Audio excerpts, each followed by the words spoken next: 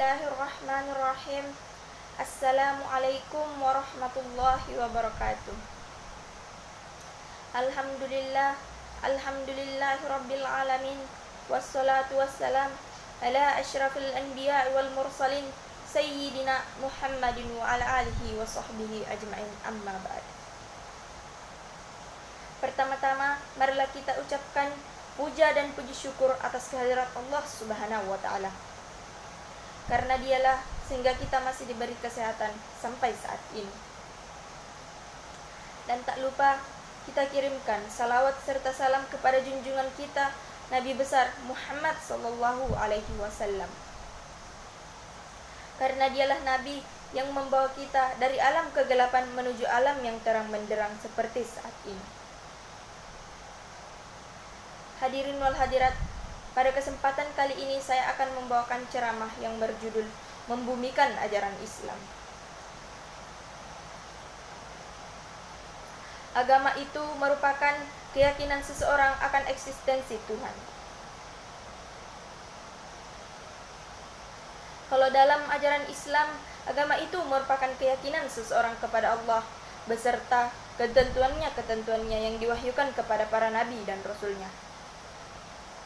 Oleh karena itu, ajaran Islam bersifat sawami atau langit, berdasarkan wahyu. Namun demikian, sifat sawami dari Islam harus diturunkan ke bumi, diimplementasikan dalam kehidupan sehari-hari. Sebab tujuan utama dari agama adalah mengatur kehidupan manusia agar tidak kacau. Sejatinya, ketika seseorang memeluk agama, tatanan kehidupannya tidak kacau, selalu tertib, aman dan nyaman. Tetapi dalam kenyataannya terkadang bertolak belakang. Ketaatan terhadap agama dilaksanakan, namun kehidupan semakin kacau. Ustadz dan agamawan muncul di mana-mana, tapi sulit dicari orang yang benar-benar soleh. Demikian pula kajian ilmu berdasarkan agama muncul di mana-mana, mengajak orang untuk berbuat baik dan jujur. Tapi yang tumbuh subur malah kemaksiatan, kejahatan, dan kebohongan.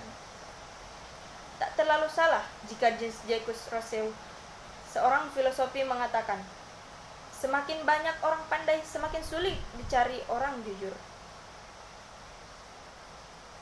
Mari kita telusuri, ada apa dengan keberagamaan kita? Mengapa kehidupan ini kacau? Padahal di tengah-tengah kehidupan ini, lebih banyak orang pandai dan beragama daripada orang yang tidak beragama. Lebih banyak orang yang percaya Tuhan daripada yang ateis. Di tengah-tengah kehidupan kita ini, masih lebih banyak orang yang melaksanakan ibadah sholat daripada yang tidak melaksanakannya. Masjid mulai dari ukuran kecil sampai ukuran super besar ada di tengah-tengah kehidupan kita. Demikian pula tempat ibadah agama lainnya. Tapi, mengapa tatanan kehidupan kita dari hari ke hari malah mendapatkan keribetan dan keributan daripada mendapatkan ketertiban, ketentraman, dan kenyamanan? Terdapat dua analisis sederhana untuk menjawab pertanyaan-pertanyaan tersebut. Yang pertama, secara filosofis, ajaran agama apapun harus mewarnai kehidupan para pemeluknya. Dalam arti, ajaran agama harus melekat di jiwa, menjadi nafas kehidupan yang mewarnai setiap ucapan, langkah, dan perbuatan para pemeluknya.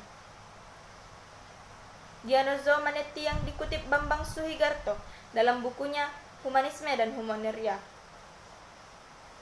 Relevansinya bagi pendidikan mengatakan, agama sesungguhnya merupakan dukungan vital bagi memaksimalkan karya terbaik manusia di bumi ini. Jika kehidupan surgawi dianggap sebagai model ideal kehidupan, maka itu mestinya berarti bahwa kehidupan di dunia ini haruslah diubah menjadi semakin surgawi.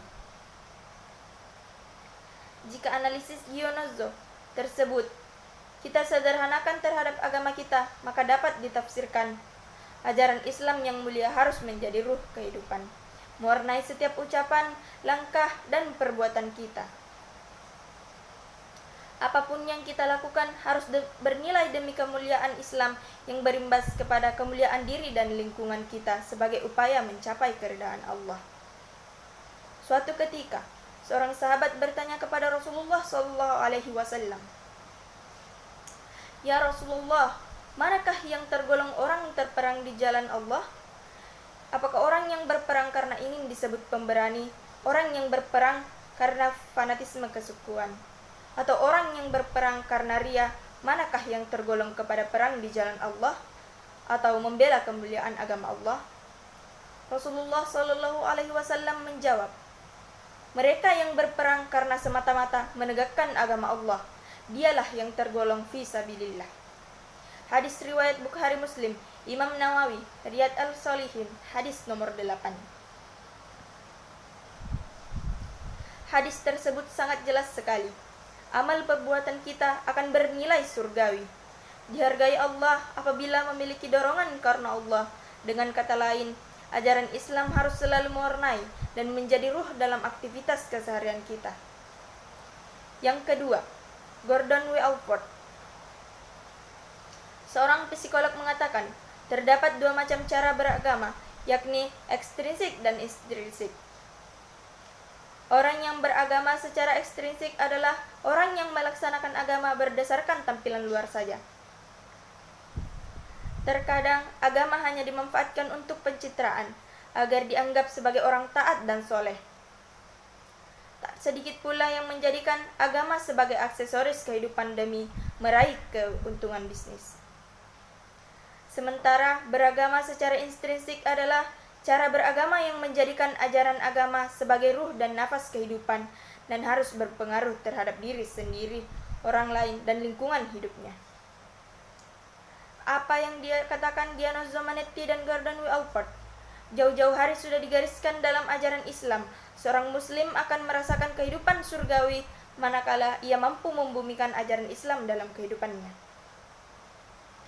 Rasulullah SAW memberikan penghargaan tinggi kepada Ummu Mahjan radhiyallahu anha, seorang perempuan tua dan miskin. Ketika ia meninggal, Rasulullah SAW menyelatkan dan mendoakannya. Apa yang menjadi penyebabnya? Ia merupakan sosok perempuan yang selalu menerapkan ajaran Islam dalam kehidupannya. Orang lain menganggapnya sebagai perbuatan sederhana, bahkan nyaris dianggap tak bernilai. Karena kemiskinan dan kerentanannya, Ummu Mahjan radhiyallahu anha hanya bisa bersedekah dengan tenaganya, yakni membersihkan masjid Rasulullah SAW. Selama ia hidup, tak ada selembar daun pun yang mengotori masjid Rasulullah SAW. Jika kita semua berperilaku seperti Ummu Mahjan radhiyallahu anha, kita dapat membayangkan di sekitar kita tidak akan ada sampah berserakan, dan polusi di lingkungan kita pun akan berkurang, karena kehidupan kita diwarnai ajaran Islam. Kebersihan itu sebagian dari iman, diimplementasikan dalam semua lini kehidupan. Masih dalam hadis Nabi SAW dikisahkan tentang seorang perempuan yang rajin beribadah. Bukan saja melaksanakan ibadah yang wajib hukumnya, yang sunat pun ia laksanakan.